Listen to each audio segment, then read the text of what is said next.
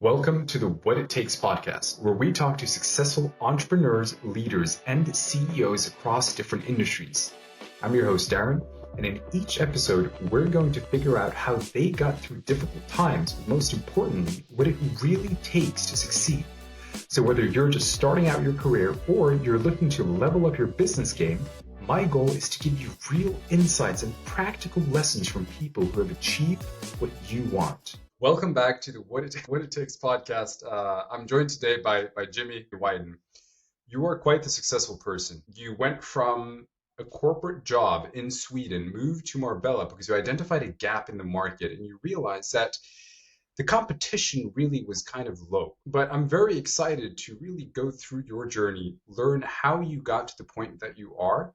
But also, man, just a huge welcome and thank you for being on the podcast today.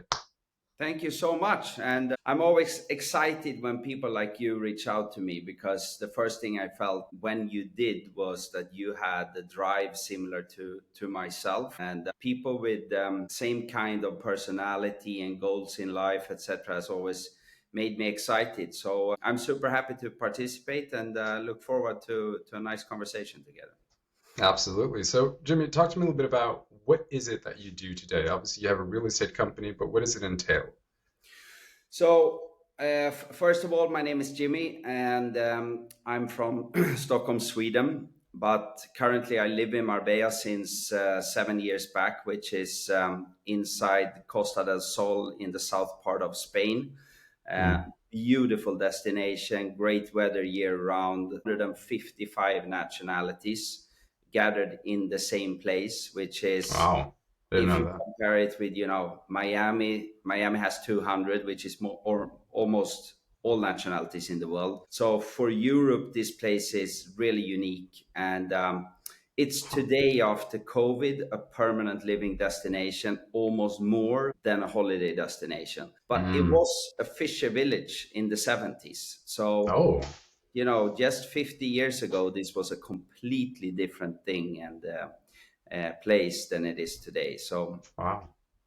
really exciting. And have a real estate agency, but I would rather call it a relocation agency, to be honest.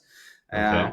we've tried to create a kind of a one-stop shop to increase the life quality of our clients. That means basically that we, of course, we find properties, but we also reform them, we rent them out, we take care of helping the clients finding the best possible schools, connect them with people in general down here, book restaurants. We do everything necessary for the clients Mm. to save time and feel that they quicker get integrated in a higher quality of life, with the sun obviously in the center of the Mm. conversation. That's amazing, man. And those are some of the properties that you've sold in the Yeah, back there? absolutely. That's Uh, amazing. it's, I think, Very, very high end and luxury. it is today. To be honest, our target group of clients are entrepreneurs and famous people. We help anyone, no matter which budget they have. But clearly, if we sell a reform unit for 400,000 euro, it doesn't fit on the wall here. But it's as important to take care of that. Yes, yes. So I'm very excited and curious as well to kind of dive into how you got to where you are today. And I think this is always such an exciting journey to embark on because you often only see the results, but you don't ever see the journey, the challenges along the way. So what was your early life like? What did you do back in Sweden before you decided to move to Spain? Well, I mean, if we back up even more, the first job I had was as a disherman in Pizza Hut, and Humble already there, beginnings. yeah, it's true. I was 13, and it was no taxes paid. It was money in the pocket, and you know, Yeah. almost child labor at that time because I was so young. But I wanted to work because I think from when I was born, I had a huge drive to try to be the best in what I was doing. Mm. Um, but fast forwarding a little bit, I realized quite quick that I wanted to work with sales. I wanted to work within business, helping clients to do good deals, and maybe also do a good deal myself further down the line. So I started to work with sales in various positions and industries. And when I was 21, I managed to get a top job in the TV industry as a salesperson at the biggest TV channel in Sweden. And it was quite cool because it was 10,000 people applying for the job. I was 21, and clearly I was not qualified for that job. Well, someone thought you were. Yes, one person in the whole management group. It was 8 people, and was one person that believed in me, but he was also the only person that met me. Ah. I had to have a very different approach to the others. And before that, I was a field salesperson in a company called TNT, which is bought today by FedEx, but you kind of get the story. UPS, FedEx, DHL. So I was basically selling transportation services globally. And that was a job where you knocked a lot of doors, which meant that one day you met the CEO, another day you met the warehouse manager, and the third day you met the person working in the front desk. So there I learned very much how to read people and different personalities. And I loved that kind of job. And I did 35 customer meetings per week.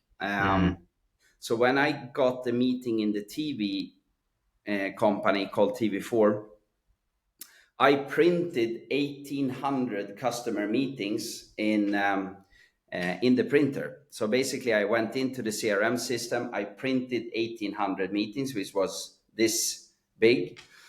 And then I went into the meeting. I felt I need to have some kind of different approach to this sales manager in the TV industry, because I'm so young and I have no education and no experience from media at all.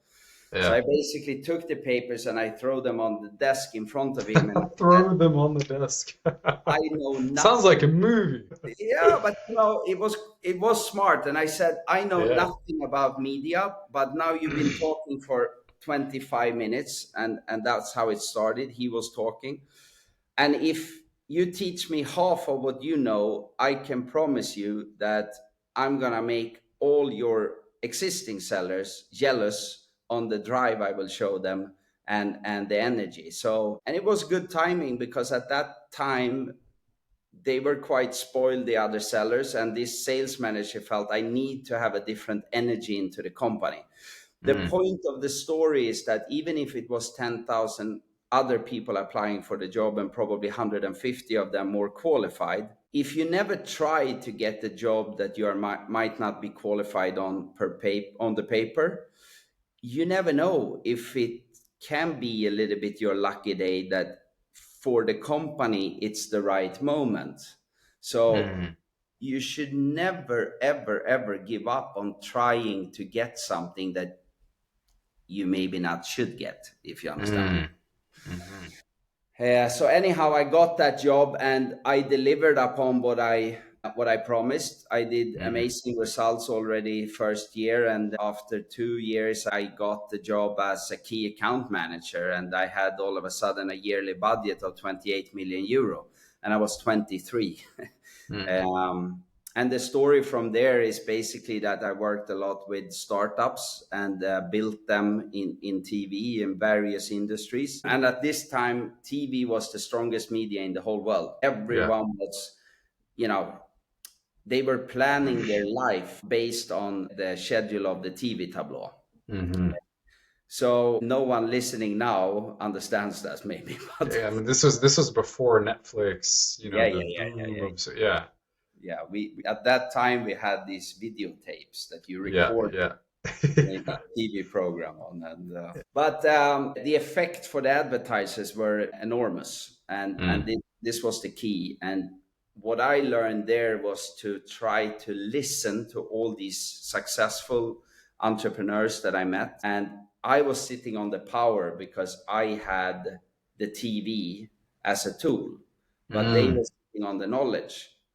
So my advice would be to try to take the opportunities when you meet older people than yourself, and really listen to them, respect them, and then take the best out of them and apply in yourself and in your Yes. own goals and everything.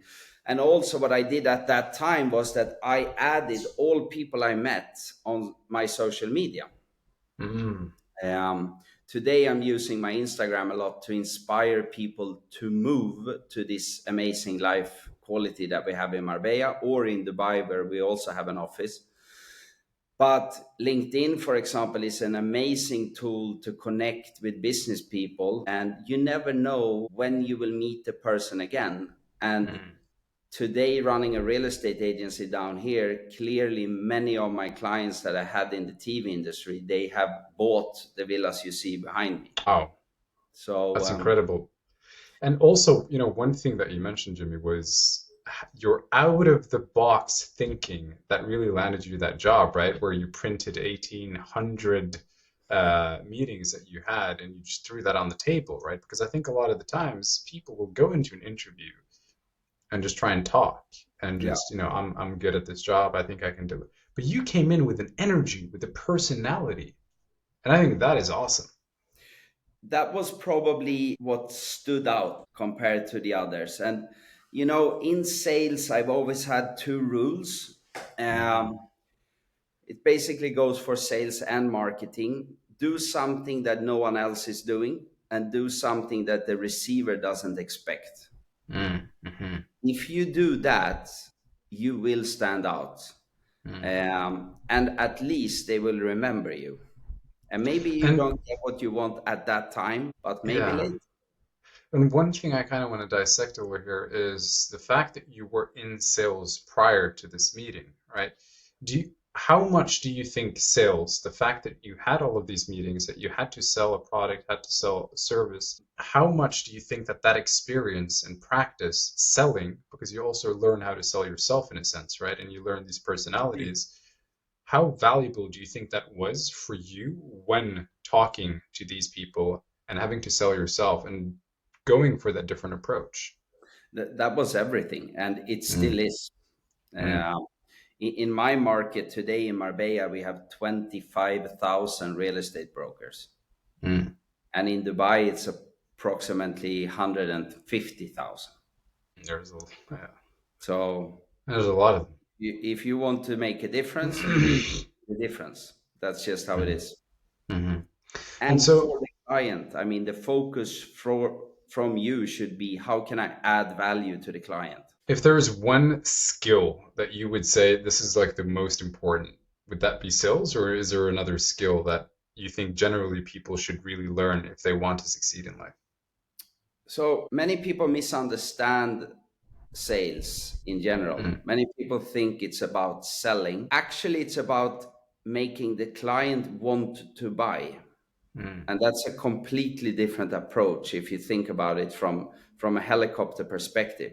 If someone wants to buy something and ask you, can I buy this? Or when can I buy it? Or how can I buy it? mhm, Then you really did a good job, because then they mhm, understand the product or the service for their needs. mhm. If you want to sell, I mean, of course, you can give me a vacuum cleaner and I can go out and knock doors and I can sell it. I promise you. Yeah. But, and maybe it's good to know how to do that also. But sales is so many things, and all our society is based on sales. So, in one Mm, way or another, also a lawyer is selling. mm, mhm. But sales is many times considered as a low class job. And I would say that it's the whole economy. And Yeah. there's nothing more important than people that knows how to sell, but in a way that they make the client want to buy. Mm, That's professional salespeople. they make the client want to buy. Absolutely. It's not about pushing something. It's about No, no, no. talking to them about, objection handling, figuring out what they want, and But then leaning into that.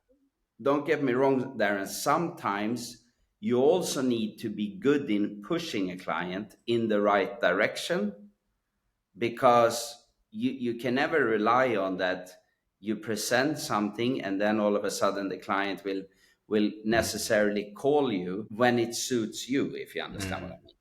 So of course It's a you combination. it's a combination, and but as long as you always try to, I mean, in no matter profession, if you always try to do what's best for your client, they will feel that you're actually trying to help them. Mm-hmm. But you need to know what you are doing. Hmm.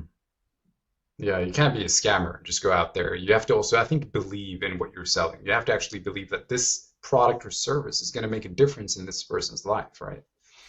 Yeah, I don't recommend anyone to work with sales if they don't believe in what they are selling themselves. I can honestly say that I've sold probably 500 properties now, and at least 490 of them I could consider myself to live in. So Mm. that's kind of important. And I think you touched on this on our previous call. You mentioned that you had a belief that the lives of the people that you sold to were genuinely changed. What is your belief around the sales of properties? I mean, I sell properties in the sun, and Mm, if you take selling properties in Stockholm, where I'm from, it's something completely different. mm, No one has ever called me and said, you know what, I got the job in the gasoline station in Marbella or wherever, so I have to move there. mm. No one has to buy a property in the sun. Yeah, Uh, yeah, yeah. they are from elsewhere. Uh-huh. So it's very different when you sell property in a big capital city where someone is born. Then they buy the property based on that. Maybe they expect another kid, or the kids, they are grown up and they moved out, so they don't need the same space, or they got a great job, they got a higher salary, so they get a Mm, better budget to buy a property. But if we take Marbella, for example, this was a holiday destination. It's still, but it grows into become a permanent living. mm, 455 successful nationalities. mm, mm, Um, and most of the people buying here now, they work in one way or another online towards their home countries, mm. but they put the kids in the school here. Yeah. So it's very, very, very interesting. And basically, you can take all the property statistics in Marbella and you can do this from everything behind the COVID. The Mm. statistics is not relevant any longer. After I COVID, see. it's a new statistic. Huh. It's fascinating. But we digress here because I kind of want to go back to your story of you got this job, you're managing a huge budget, you're learning about startup companies. What happens next? Well, I mean, every day working in the media industry and with marketing managers and CEOs and big brands and startup brands, I mean, it's the funniest job you can have. I really mean it, because no days look the same and you learn so much from successful people if you listen. Uh, Hmm. and listening is the second most important skill as a salesperson. You should Hmm. listen more than you talk. As you can tell, I Yes. love talking, but I'm not But selling but it. but you're the guest here today, so it's a point. Yeah. Yeah. Yeah, you're not selling. But okay, But, so listening. but of course, those days in the media industry, it was events all the time. It was these big TV programs, American Idol, Shall We Dance. It was football World Cup. It was everything. And we did events with the clients all the time because these programs were sponsored by big brands locally in Hmm. Sweden. So we had Hmm. so fun with all the events and all the things we were doing. So, I mean, that was a dream job. And especially when you were below 30 and me below 25 most of the time. Yeah. So, but after those 7 years, I started together with other people, two different production companies, and the idea was to try to move linear TV commercial or linear communication through TV spots Hmm. into digital programs distributed online through influencers and other online platforms. I And see. So you wanted to essentially expand your marketing and the distribution to omni-channel, right? So use social media as well. yeah, I mean, think for example, Nike. Instead of a 30-second spot, I wanted to create a TV program with 8 influencers with different kind of target profiles, Oh, okay. and So it was them still to TV. use, yeah, them to use the brand, obviously, uh, Mm. but then try to connect potential clients for Nike. This is just an Oh, example, yeah, uh, yeah. through the characters of the influencers, um, but also in their way of living and how they were working out and why they did it in a certain way. So basically, try to increase the consumption of Nike as a brand through training, which Mm. is the common thing within Nike sport brands or Nike sport product. Of course. I mean, it's a And this service. Yeah. Yeah, go ahead. this was super smart, but we were a little bit, we were 6 7 years ahead of its time. Mm. So we were struggling a lot trying to educate the marketing managers and explain to them that you should marketing yourself through Snapchat, and they were like, yeah, but we can also do radio commercial like we always done. And we were like, yeah, but you could also create this kind of content and distribute it like this and be before your competitors. So I mean, we were spot on. It was just that we were a little bit too early. Mm.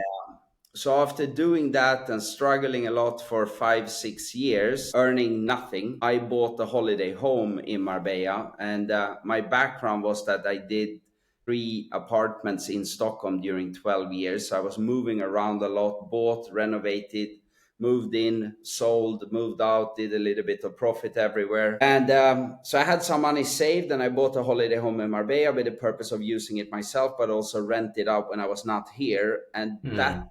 was the wake up call when I saw the gap in the market here, And what was the gap that you identified in Spain, Marbella? that no one had buyers. Everyone just focused on trying to have the property for sale. Mm. But, I had a phone book with 10,000 CEOs and Mm. entrepreneurs from all my years working with sales. Mm. And against so many different industries. So I realized that I have the buyers, and in Spain, it's 2 real estate brokers. So the seller Mm. gets commission, the sales broker gets commission, and the buying broker gets commission. So Mm. I don't need any properties for sale. I don't need to knock on doors because I have the buyers, and everything Mm. was open in a MLM system, as it's called. So I could go into this system that I paid a lot of money to get access to. And with my clients' briefs of what they wanted, I could find all properties for sale. And Mm. then I just connected the properties that I felt was good for my clients. And then I took them on viewings. Then I negotiated, and then I closed the deals for my clients. So they Huh. could basically work with me for free because the seller had to pay both me and his listing agent. Yeah. When this process, right? Because you identified that, the lack of buyers. You went into your phone book and you said, there is a huge gap. I have, I can actually do this. What was the shift for you from saying, I'm going to pursue this full time and just leave everything in Sweden behind? When Well, I it, mean, the key to everything was that I knew marketing. mm. Um, So I knew how to marketing my brand. And first of all, I had to come up with a brand that stood out, Mm. something that was disruptive and much cooler than the other brands. Mm. And I mean, you could basically find brands down here that didn't make sense at all. It was like avocado homes. And I was like, okay. That's It's, something, uh, yeah. so I tried to create a brand that was different to everyone else, that had a meaning behind, but not obvious what it meant. So it Yeah. became something people talked about. Subtle. Yeah. Yeah. So it's basically it's a sales technique called spin, Mm. and it means trying to get the client to understand themselves that they are working with the right person. So if I ask you what does IKEA mean, I'm 100% sure you will not be able to know it. I don't know what it means, but it stands for me. It's home Yeah. furniture. You know. So it's actually the initials of the founder, Ingvar Kamprad. And then it's a Swedish term in the other parts. So it's not really connected to furnitures. And if you take, for example, take Volvo, I don't think you know it either. No, no idea. No. It means in Latin, it's rolling. Volvo is rolling in Latin. Volvo is moving. It's moving, let's say. Uh-huh. So Huh. that's Latin. Volvo means it's moving Yeah. in Latin. The It's point interesting. is that you don't look at a brand and buy the meaning behind the brand. You identify yourself with the brand and you feel connected. So I did a cool logo with the number 3, the letter S, and the letter A, 3SA. Mm. And no one ever asked me what it meant until we were sitting in the conference room and we were sharing with champagne. And they said, "We are so happy that we are buying this property. By the way, we love your logo. What does it mean?" And then I Mm. said, "It means 3 steps ahead." And then Mm. every time the client think a little bit and then yeah, you actually been 3 steps ahead. And then Yeah. they obviously feel that they are also. Yeah. Because it's the type of audience that you're dealing with are individuals who are successful, so they can sort of identify and relate to it Yeah. on a deep level. Wow, that is fascinating. So that was the fundament in the marketing. And then I did a lot of movies not selling properties, instead showing the life quality down here, showing the beaches, the restaurants, the golf clubs, the tennis clubs, the paddle clubs, the riding horse on the beach, all these kind of things that we have to inspire clients to take contact with me and say, "Hi, I might want to buy something." So we do know today that we only have one Google, and as long as not ChatGTP becomes a second Google, we will continue to have one Google, which is how Mm. to search for information. Mm-hmm. So if you have 25,000 competitors, it's quite clear that you're not going to get a top position overnight. Mm. You Mm. need to do Takes time. something different. Mm-hmm. It's that same sort of idea and mentality that you still carry around today as you did when you first applied for that job. You got to do something different. It's really like a theme that is sticking out here, right? You did something different back then. You did something different now with this company. And Yeah, I mean, so, if we repeat, do something that no one else is doing and do something that the receiver doesn't expect, it's mm. exactly the same thing. And then, but when you first started your business and you designed the logo, how long did it take for you to start closing deals and really growing this? Was it a long journey? Did you manage to get very quick growth? How Yeah, was very, that? very, very quick. So basically, I did a super nice website that was more focused on design than SEO, Mm, connected to then my lifestyle movies. mm, Um, and then I did some funny movies also with me as a real estate broker, where I pretended to be useless in what I mm. was doing. So it was sketches in different scenarios where people, if you say real estate broker, people are like, "Hey, yeah, they are useless," you know. Yeah, It doesn't have a super good reputation. So I did movies that were exactly what people thought, but yeah. with a smile, obviously. So everyone understood that I was joking, but I Uh-huh. had the balls to put 3SA in the branding. So Mm, it became reversed effect. mm-hmm. And those movies got 2 million views organically in Sweden because they were in Swedish. That's how everything started. And then the website was also so disruptive compared to all other real estate agents. So when I just launched this, a lot of these entrepreneurs that already trusted me, they reached out and said, "Hi, we might not want to buy something." So in the first 3 months, I sold 15 properties.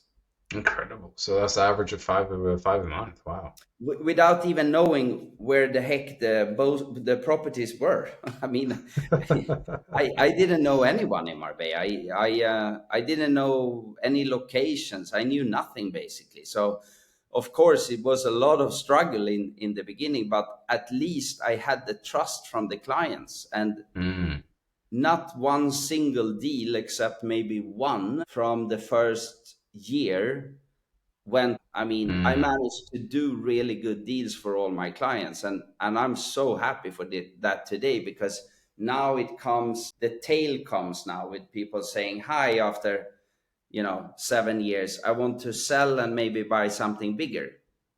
Mm. And then you start to get a returning business. That's that word of mouth effect. But I think one thing that also really stands out here, Jim, is that the marketing that you've employed here, it's so unique, right? Like if you were to ask a real estate agent, what can I do to increase sales? It's like, sure, do more cold calling, reach out to more people. But what you've done is you've really focused on the brand. The marketing that you've done is truly unique here.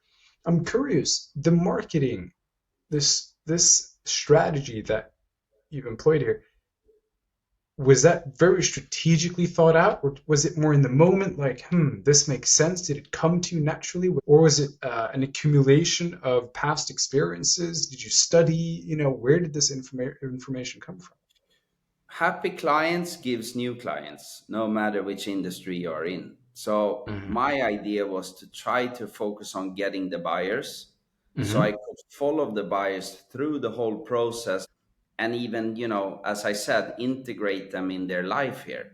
And of Mm-hmm. course, when they buy something in the sun and they invite their friends, and the friends sit on this big nice terrace with the sea view, the friends feel, wow, maybe we also should buy something here. And then you get your clients to become ambassadors for your own Yeah. business, so they Mm-hmm. recommend their friends to contact you, because they feel, both here and here, that he is really good in what he's doing. Mm-hmm. Mm-hmm. The challenge has always obviously been from there to scale the business outside my 24 hours and try Mm-hmm. to recruit people similar to myself, as good as myself, in focusing on the client and get happy clients and then get recommendations. And we should not even go in and touch base on how complicated it is to start a company in a different country than the country you are born in, and especially going into a different industry. Mm-hmm. It's super, super complicated. Well, But talk for to me a little bit me, about the challenges that you've had, right? Like expanding in Marbella. What challenges did you face as you grew the business? Because you had an ability to close deals. You mentioned that you got 15 in the first 3 months. So that, doing it yourself wasn't the issue. But what I'm hearing is here is scaling the company. What challenges have you had in the scaling part? so if you live in London or New York, or in Stockholm, or in Oslo, wherever, Hmm. let's say goals in life is to do career, right? If you think about that and then you take a destination as Marbella, I don't think that you move to Marbella as a young person to do career, because Hmm. there are no jobs here. Hmm. So you move here to get a better quality of life. Hmm. And of course, the challenge is to find employees that can work as hard as yourself to contribute to the growth of the company rather than contribute to their own salary. Hmm. Because this is a paradise, and everyone wants to live here and go down to the beach and enjoy a nice glass of wine instead of working, right? Hmm. But It is I've very been true. working 16 hours per day, 7 days per week for 7 years since I moved there. Hmm. So I can't obviously ask my employees to work as much as me, but it's important to understand that it's not a human right to live in Marbella or to live in any country where you're not born.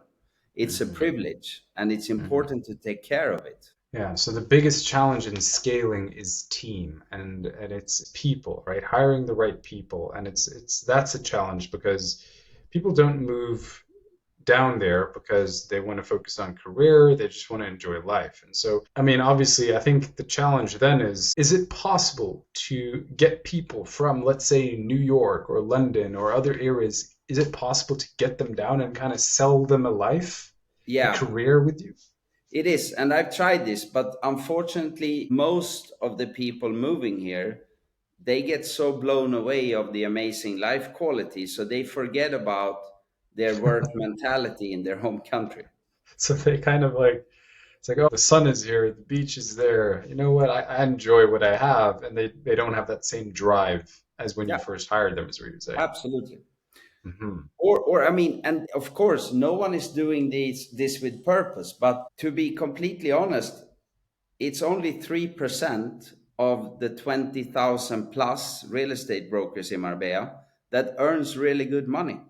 Mm. 7% can maybe pay their bills, but it's on the limit every month.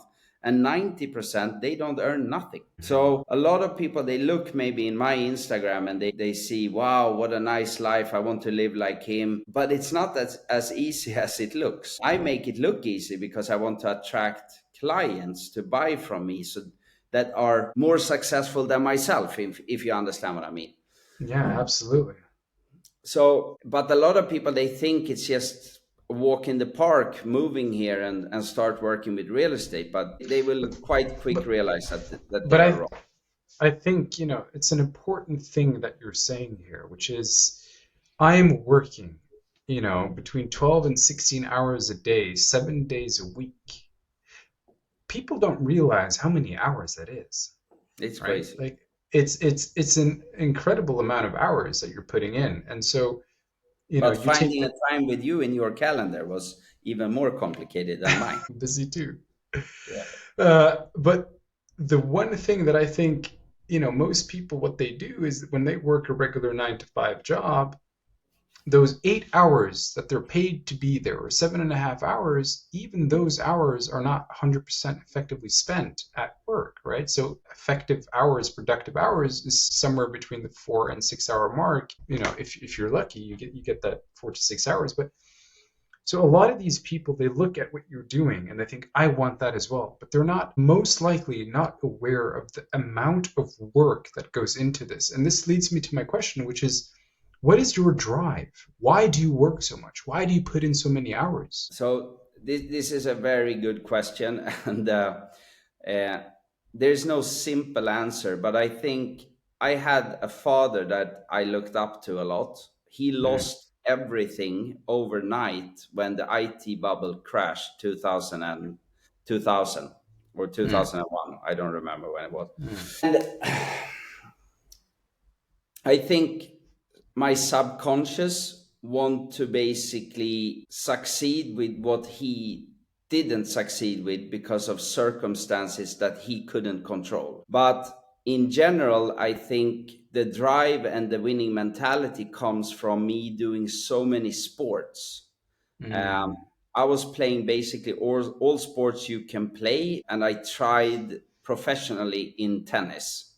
mm, Um, so I think for all kids and all young people, they should do competitive sports because that's a way in to the business world. mm, Um, and today I didn't become a tennis pro, but I still play tennis and I do it competitive. Um, and I managed to take the knowledge that I didn't have then because I was young into the business. mm, And for me, it's kind of the same thing. So mm, a tennis player that wins Wimbledon, you can see the relief in them when they win the match point, right? mm, I feel the same thing every day when I do good deals for my clients. mhm, And mhm, that's the drive. mm. So That's incredible. Yeah, that's incredible. it's never been about the money. It's about Mm, winning. It's and about being best in what you do. it's this combination of the dopamine hits almost, right? Like that you get from winning, from closing these deals, but also, in a sense, an honor to your father, right? Yes. Yeah, yeah. And I think that a lot of the times when you really dissect what it takes to succeed, it's often something deep, right? That drives someone. And this is what I'm hearing with you. So, Jimmy, moving ahead then, right now, you mentioned that you've also expanded to Dubai. Yeah. Talk to me about that. What was the thought behind it? What are you doing there?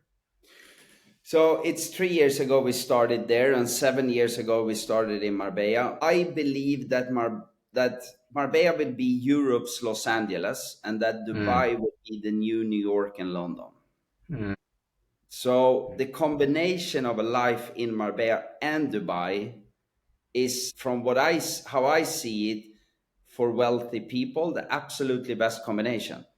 You mm, have a luxury life in both destinations and great weather and very smart people that gives you, you know, inspiration every day. But you also have in Dubai this extreme security that mm, lots of people want. And unfortunately, the world is getting more and more segregated. Before mm, COVID, and when I grew up, you were rich, middle class, or poor. After COVID, I would say it's six segments. And if you're on the wrong side, when it comes to money, it's going to be very hard to climb over to the other side.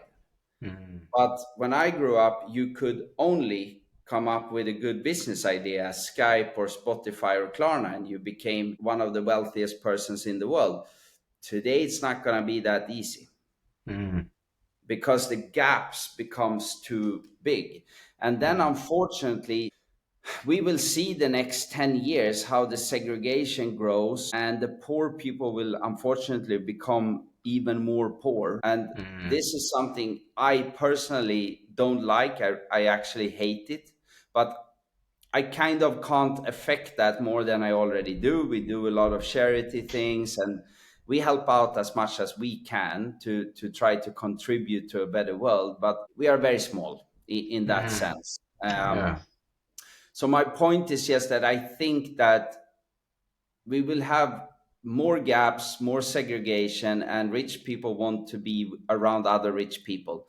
And then I see the next 10 years how Marbella and Dubai will be two of the absolutely most attractive destinations. I also see that Miami, Los Angeles, London, New York, Stockholm, Berlin, Paris, many big cities that been the wow places to go, they are kind of falling apart, Mm. and the And people are moving from there. what is causing two things? What is causing the segregation and the gap from someone wanting to become rich today? Is it due to the digitalization and how complex it is, and or is it saturation in the market in terms of services, or what is behind that? And the other question is, why are those cities falling apart? Well, let's start with the first. Yeah, so the first thing is, yeah, a lot of things goes much quicker today. Mm, Amazon was many years ago or 20 years ago, the same business idea was a boutique in the local area. yeah. Now they sell globally online, Mm, and it's just going quicker. Wealth drives wealth. mm, But so digital meetings, yes, that's a part of it, but you also have, it's a separate discussion, but Bitcoin and influencers and things like this, those didn't exist when I grew up. You were a mm, disherman in Pizza Hut, end of story. mm, You were not a crypto trader as mm, a 13-year-old. So it's a lot of not so good things with this, I think, because the fundamental way of learning business and how to behave against other people and understand the value of money, that's another problem. But when it comes to why these cities are falling apart, it's, from my point of view, bad political decisions.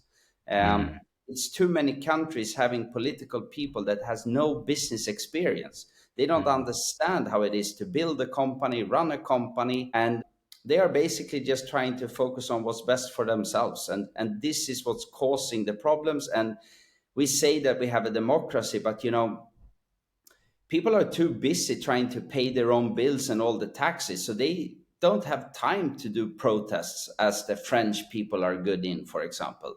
I mean, I think they are good in that sense, but a I've lot of seen a people lot don't. of protests from there, yeah. Yeah, and I mean, in Sweden, people are just putting the head down in the sand and pretend that it's not happening, and hope it's gonna go away, but it will not. So what's Mm, happening then is that the people that can, they take their assets and their family and they move to a better life for mhm. themselves. Yeah, so really, the motivation again for you going into Dubai is due to the fact that wealthy people are most likely going to move there. You're confident that they are going to move there so that they can be with other wealthy people and really Essentially just grow, learn, and be safe as well, right? You have another aspect, of course, it's tax free, more or less. Yes. So a lot of companies is moving there because they feel now that they cannot pay for the political people's failure in their home country more taxes. So they Mm. feel, sorry for the language, but fuck it. Now I want to enjoy what I have created. I want to pay less tax, and Dubai has open arms. It's interesting because, I live in Norway right now, and I know that the politicians have implemented a law where it's like a no exit kind of a thing, where if you leave the country, you leave you're a wealthy person, I think you got to pay, I think 40% of everything, your whole capital, just to leave the country. Yeah, And but so they're listen to that. Is that a democracy?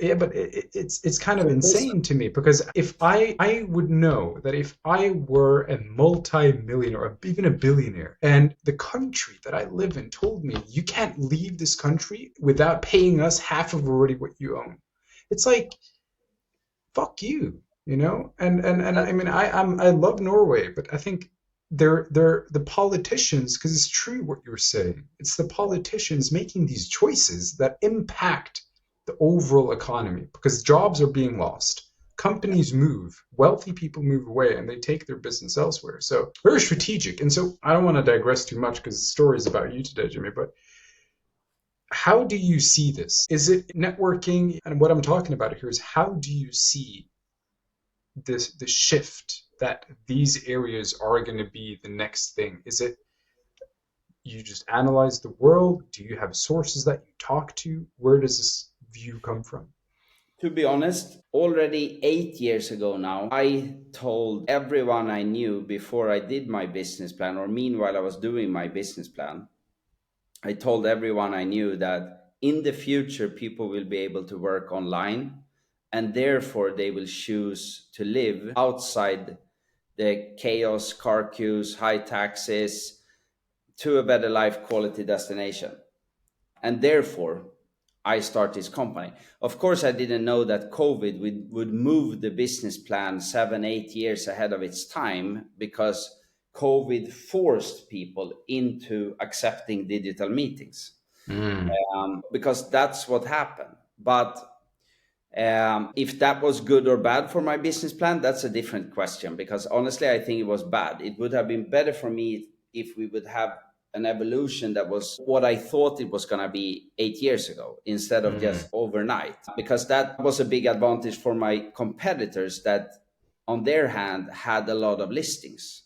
mm, But anyhow, of course, it went good for me also. So I'm not complaining, but it's an interesting topic. mm. Um, It and is. I just felt, in my brain, in my stomach, in my heart, I just felt that these things will happen, because I could see with my own eyes how Sweden was just falling apart more and more and more and more. And it's so sad to say, but Sweden has per capita most shootings in the whole world, or if it's the second Yeah, country with most shootings. And I'm aware. this is due to politicians' bad decisions. But I just felt, also for myself, that I wanted at least to try to do this business idea and move to another country, because I didn't want to be 85 and almost dying and wonder what would have happened with my life if I If dared. only, yes. Yes, that's amazing. And what you said about Sweden as well, like I have some friends that live there, and they one of them lived in Malmö, and he told me how bad it got down there, Yeah. with crime, and there are these no police zones. Police don't even dare to go into them because of, God forbid. It's like Mexico City or Caracas or whatever. It's Crazy, nothing, it's no difference. crazy. And anyone saying something else are just lying for themselves, because I also Delusional, see sometimes yes. in Swedish media when they say, yeah, but Caracas is worse, and it's like, hey dude, you need to compare with Sweden in the 90s and not Caracas. you, Yeah, you can only compare with Sweden before, and not take in Toronto in the picture. It's not yeah, relevant. Yeah, It's yeah, just bullshit. yeah. So, but anyhow, I mean, of course, I also love Sweden in many ways. So don't get me wrong. But when it comes to the future, it's clear that no businesses will be started, no local boutiques will be started by our kids, if you understand what I mean. Mm, Everything will be online, and giving kids the opportunity to grow up in Marbella or in Dubai with 150, 200 other nationalities, get the influence from different cultures, learning more languages. That's a privilege. And those parents that I work with that can give their kids this opportunity, they will be the winners in the future. incredible. And one of the things that I'm also curious to explore with you is the deals that you've closed, right? Because obviously you mentioned that you help everyone. You have people on the low end, right? 400,000 euros, 500,000. What are some of your biggest deals? So I've done a lot of deals between 6 and 9 million euro, like Mm, many. And then I've done one sale of 14.5 million euro and one sale for 20 million euro. crazy. Yeah. That's insane. It is crazy. You get blind in one way in this industry. But and the craziest part of everything is that all these deals has been amazing deals with great profits for all those clients. So, Mm, and Marbella is still cheap, which is sounds crazy, but you need to compare it with Los Angeles and London and other destinations, New York and square meter prices, and then Marbella is still half price. So mm. we have a lot of price increase to see in the future. I mean, you're slowly convincing me to move down there in the future. Bring, the future wife, and you know what? Don't follow me on Instagram, because then it's gonna take 2 3 weeks and then you're moving. Yeah, don't give me any ideas right now. But that's really impressive, man. So you have huge deals that you've closed. Obviously, closing these deals surely gives you an insight into how to sell to these type of clients. What insights would you give someone who might be in real estate already, who's looking to increase the size of the deals that they're closing and Top target? level service. Top level service. Be Mhm. respo- be I mean, responsive, answer quick, find solutions, and give the kind of 6-star service that you would love to get yourself. Mm, You need to think that you are Four Seasons or Ritz Carlton. mm, You're a mhm. butler there, and that's your job. It's really all about the service that you're providing. Yes, That's the biggest, 100%. the big. That's that, together with knowledge. I mean, Mm, obviously, I know almost everything that a Spanish real estate lawyer knows, because mm, that was the first thing I wanted to learn. So I could reply quick to clients' questions from a legal perspective.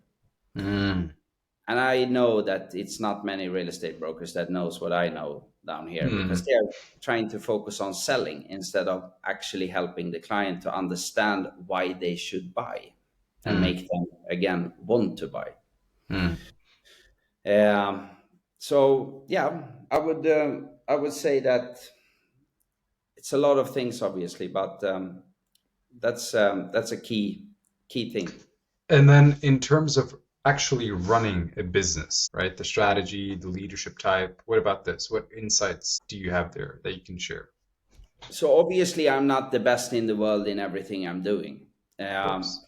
Everything is about understanding what you're good in and also understanding what you're not good in, and Hmm. then try to educate yourself and do progress. I work with Hmm. myself every day with mentors, with a psychologist, trying to become a better version of myself where I'm not good. Hmm. And then I Hmm. also try to become better where I know I'm good. Hmm. But running a business, it's like having, in my case, 23 kids. That's a little bit how it is, I think.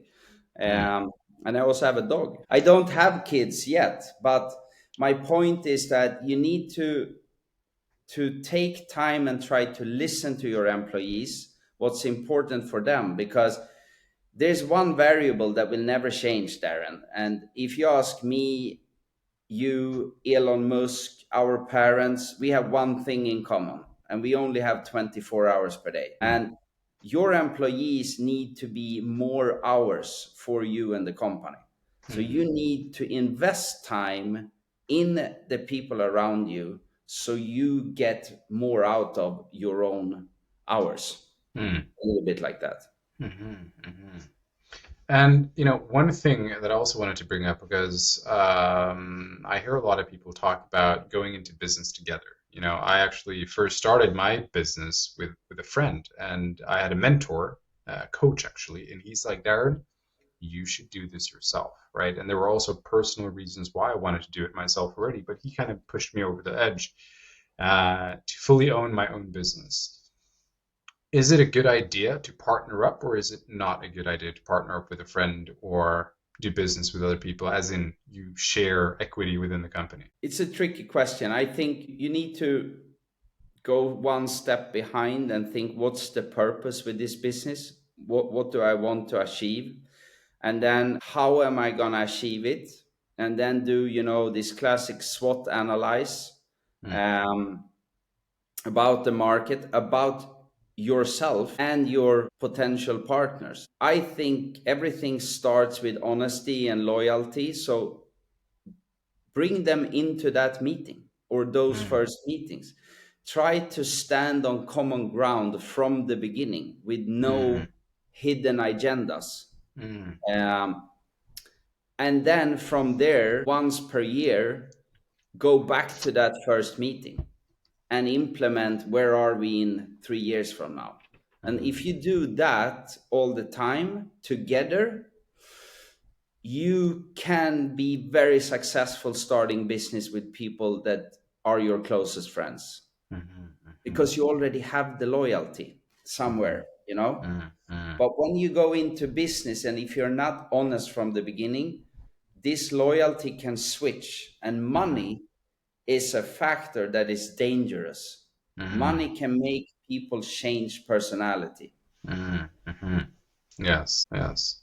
So basically, sign up on what you agree on from the beginning. Mm, And then when someone changed 3 months before the next planned meeting saying, I want this now because, then you can just, here's the agreement. mm, So you don't need to have the conversation. mm, You mm. understand what I mean? It's like Yeah, yeah, I understand what you mean. I didn't do that. So it's an advice based on not doing it myself.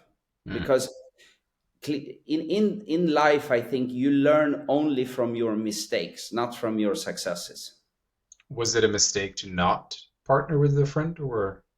No, I have one of my best friends as partner in our rental business now, and it's working amazingly. But I mean, I just mean in general that it is a good idea to not just take for granted this will go amazing. You only talk about the best case scenarios. Talk also about the worst case scenarios and write Mhm, them down mhm, mhm. because That's those true. will happen. Trust me. Yeah, be very It's not going transparent to there. be a walk in the park. It's going to be a roller coaster. And all of a sudden, COVID happens, or Ukraine wars, or Yeah, inflations, interest yeah. rate increases, or a Swedish currency that completely just breaks versus the euro. I've gone Uh-huh, through everything. uh-huh, uh-huh. And what is your, just to wrap it up here, what is your long-term vision for your business? What is your goal? What do you hope to achieve? Because you're obviously already successful. You've achieved wealth. You live in Marbella. You've expanded to Dubai. What is the vision for your business for 3 to 6?